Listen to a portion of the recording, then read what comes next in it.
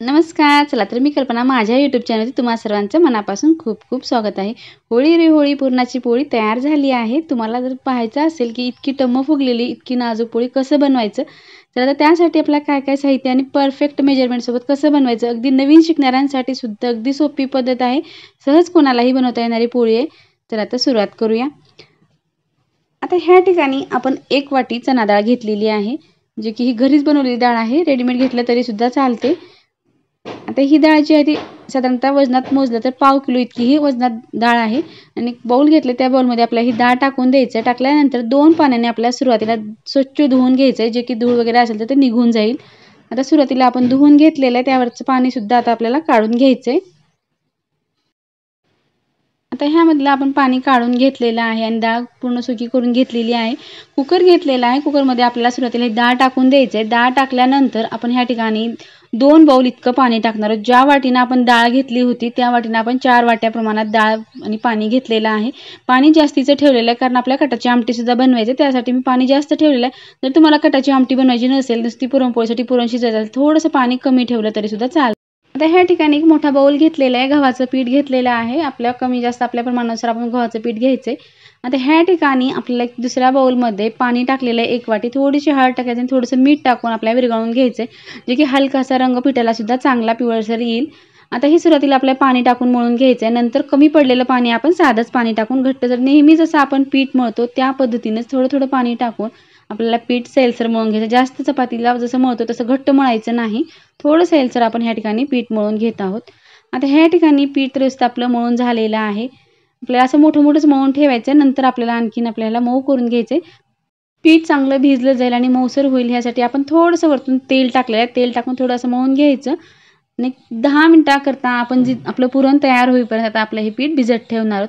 आता हे बाउल आपल्याला साईडला ठेवायचं आहे. कुकर झालेला आहे. कुकर थंड झालेला आहे. शिटीची वाफ सुद्धा गेलेली आहे.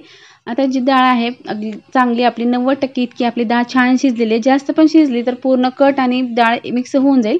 त्यामुळे 90% इतकीच आपल्याला डाळ शिजवून घ्यायचं आहे. आता एक चाळणी आणि आपण टोपलं घेतलं आहे. त्यामध्ये आपल्याला आता हे पूर्ण येळण जे आहे ते काढून घ्यायचे. पाहू शकता ह्या ठिकाणी इतकं पाणी निघालेलं आहे कारण आपल्या आमटीसाठी सुद्धा येळवण पाहिजे. त्यामुळे इतकं आपण खाली गाळून घेतलेलं आहे. थोडंसं जर आणखी आपल्याला वाढवायचं असेल तर पाणी टाकलं आपलं साधं तरी चालते. आता एखादी अशी मोठी वाटी किंवा फुलपात्र किंवा गंज घ्या किंवा ग्लास घ्या. असं आपल्याला प्रेस करून पूर्ण आता ही डाळ जी आहे ती पूर्ण खाली गाळून घ्यायचं आहे. अगदी साधी पद्धत आहे. सहज कोणालाही बनवता येते. डाळ चांगली शिजलं की जास्त वेळ लागत नाही. 5 मिनिटामध्ये आपली डाळ खाली गाळून होते. आता ह्या पद्धतीनं पूर्ण आपण पाहू शकता फटाफट आपण पूर्ण डाळ गाळून घेतलेली आहे. अगदी छान बिलकुल वरती डाळ राहिलेली नाही. सर्व डाळ छान मऊसर आपली गाळून झालेली आहे. आता ह्यामध्ये आपण गूळ टाकलं तरी सुद्धा चालते, पण ह्या ठिकाणी ज्या वाटीने मी डाळ घेतली होती त्याच वाटीनं परफेक्ट साखर घेतलेली आहे. थोडंसं चवीपुरतं चमचमीत मीठ टाकायचं आणि चांगलं पळीभर इतकं आपण तूप टाकलेलं आहे. तुपामुळे चव पण छान येते आणि पुरण बिलकुल कडेला चिकटत नाही आणि करपत सुद्धा नाही. त्यामुळे थोडंसं तूप टाकलं तर चव चांगलीच येते. आता तूप टाकल्यानंतर आपण थोडंसं मिक्स करून घेतलेलं आहे. मिक्स केल्यानंतर गॅसवरती ठेवून आपल्याला हळूहळू हलवत राहायचं आणि शिजवून घ्यायचं आहे. आपल्याला जास्त हात सोडायचा नाही, नाहीतर खालच्या साईडला पुरण लागण्याची शक्यता असते. आता घट्ट व्हायला सुरुवात झालेली आहे. साधारणतः 10 मिनिट लागतात आपल्याला पुरण शिजवण्यासाठी. सुरुवातीला आपला गॅस मीडियम ठेवून पुरण शिजवून घ्यायचं आहे. आता ह्या ठिकाणी साखर जेव्हा विरघळते तेव्हा थोडंसं पातळ होतं आणि नंतर जेव्हा घट्ट व्हायला सुरुवात होते तेव्हा साखर जेव्हा विरघळून पूर्ण झाली की पुरण घट्ट व्हायला सुरुवात होते. आता ह्या ठिकाणी घट्ट व्हायला सुरुवात झालेली आहे. आपला कसं ओळखायचं की पुरण आपलं तयार झालेलं आहे ते तुम्हाला टिक सांगते. आता ह्या ठिकाणी थोडं सैलसर आहे आणखी आपल्याला थोडं घट्ट होऊ द्यायचं आहे. जेव्हा की पळीनं आपण जेव्हा उचलून धरतो पुरणाला तेव्हा एकदम पटकन पुरण पडलं नाही पाहिजे. तेव्हा समजायचं की पुरण अगदी छान तयार झालेलं आहे. तुम्हाला दाखवते. आता ह्या ठिकाणी पुरण आपलं छान तयार झालेलं आहे. तुम्हाला उचलून दाखवलं लक्षात येत असेल. अगदी पटापट असं पुरण पडत नाही. तेव्हा समजायचं की पुरण छान तयार झालं आहे. पोळी अगदी छानच येऊन जाईल. छान होईल आणि पोळी बिलकुल फुटणार नाही. पुरण बाहेर येणार नाही. आता ह्या ठिकाणी तुम्हाला पाहताच लक्षात येत असेल बिलकुल कढईला पुरण चिकटत नाही. अगदी छान मऊसर आपलं एकदम छान पुरण तयार झालेलं आहे. आता आपण ह्या ठिकाणी गॅस सुद्धा बंद केलेला आहे कारण पुरण तयार झालेलं आहे. आता आपल्याला कढई गॅसवरून खाली काढून घ्यायचंय. आता घेतल्यानंतर एक 10 मिनिटाकरता आपण असंच ठेवलेलं होतं. आता नंतर आपल्याला हे पुरण काढून एका बाउलमध्ये काढून घ्यायचंय.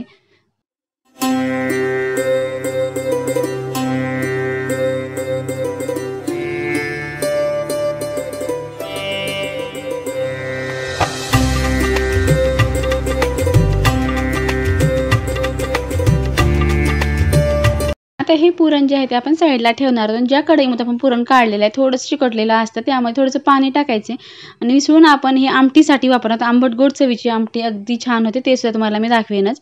आता ह्या ठिकाणी आपण कट जे आहे ते साईडला ठेवलेलं होतं त्यामध्ये आपल्याला हे पाणी मिक्स करून साईडला ठेवून द्यायचे. आता आपल्याला पुरणाची तयारी झालेली आहे. पीठसुद्धा तयार झालेलं आहे. पीठ अगदी छान भिजलेलं आहे, जास्त आपल्याला मळायची गरज नाही. ह्या पद्धतीने जेव्हा पीठ मळून झाकून ठेवतो त्यामुळे आपल्याला पीठ जास्त वेळ मळण्याची सुद्धा गरज पडत नाही. अगदी छान परफेक्ट पोळीसाठी पीठ तयार झालेलं आहे.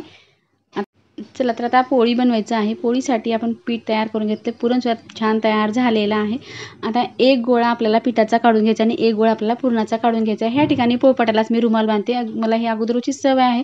अगदी सोपी पद्धत आहे, आपल्याला जास्त त्रास होत नाही आणि पटापट फास्ट पोळ्या बनवून तयार होतात, अगदी उचलायची सुद्धा गरज पडत नाही. आता ह्या ठिकाणी सुरुवातीला आपण एक गोल पुरणाचा बनवून घेतलेला आहे, दुसरा गोल जे आहे ते आपण पिठाचा बनवून घेतलेला आहे आणि नेहमीप्रमाणे आपल्या पुरण जसं भरतो त्या पद्धतीने आपल्याला आता पुरण भरून घ्यायचंय. बोटाच्या सहाय्याने आपण थोडं थोडं प्रेस करून थोडासा मोठा आकार करून मध्ये खोल करून त्यामध्ये पुरण बसवण्यासाठी आपण जागा केलेली आहे आणि अगदी सोपी पद्धत आहे. जे पुरणाचा गोळा तयार केला ते पुरणाचा गोळा ठेवून असं बोटाने आपल्याला प्रेस करत करत आपल्याला हे पुरण मध्ये बसवायचं आणि पूर्ण पॅक करून टाकायचं आहे. आता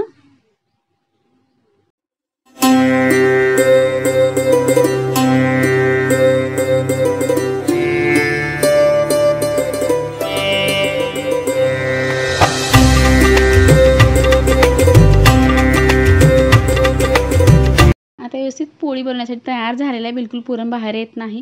आता सोप्या पद्धतीने आपल्याला पोळी लाटून घ्यायचे. पोळी लाटते वेळेस आपल्याला हलक्या हाताने पोळी लाटायची, जास्त प्रेस करून आपल्याला ही पोळी लाटायची नाही. पीठ आणि पुरण जेव्हा चांगलं जमतं त्यामुळे पुरण बाहेर येत नाही आणि पोळी छान पटापट लाटली जाते आणि बिलकुल पुरण बाहेर येत नाही. आणि फक्त आपल्याला पोळपाट फिरवायचा आहे, पोळीला उचलायचं सुद्धा नाही. एका हाताने आपण आपल्या साईडला जेव्हा लाटत लाटत पोळी मोठी करतो अगदी छान पोळी मोठी झालेली आहे आणि पातळ जशी हवी तशी आपण बनवू शकतो. आता ह्या ठिकाणी पोळी लाटून झाली आहे, गॅसवरती आपण तवा ठेवला आहे. तवा छान गरम झाला की पोळी टाकून द्यायचे. आता पोळीला जेव्हा बबल्स येतात तेव्हाच आपल्याला पोळी उलटायचं, लगेच आपल्याला उलटायची नाही. आता पाहू शकता ह्या ठिकाणी चांगले बबल्स आले तेव्हाच आपण ही पोळी उलटलेली आहे. आणखीन छान पोळी टम्म फुगली जाते. नंतर आपल्या फुगल्यानंतरच तेल लावायचं आहे. जर पोळी फुगण्याच्या आधी आपण तेल लावलं तर पोळी इतकी छान फुगत नाही, त्यामुळे नंतरच तेल लावा किंवा तूप लावलं तरी सुद्धा चालते. आता दोन्ही साईडनं आपल्याला तेल किंवा तूप लावून छान खमंग अशी आपल्याला पोळी खरपूस शेकून घ्यायचे. आता ह्या पद्धतीनं आपण फटाफट पोळ्या बनवून घेणार आहोत.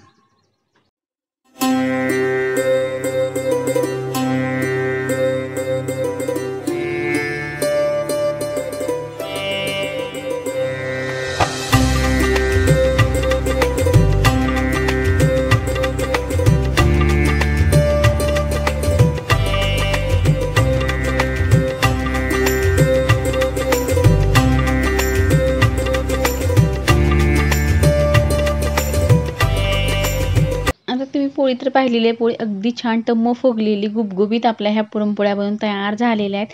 आता सर्व पोळ्या मी ह्या पद्धतीने बनवून घेतलेल्या आहेत. तुम्हाला मी पोळी तोडून सुद्धा दाखवेन की किती मऊ लुसलुशीत अगदी कडेपर्यंत पुरण पोहोचलं जातं आणि चविष्ट अशी ही पुरणपोळी बनवून तयार होते. आता आपल्याला पोळ्या पूर्ण बनवून घेतलेल्या आहेत, प्लेटमध्ये काढून घ्यायचे.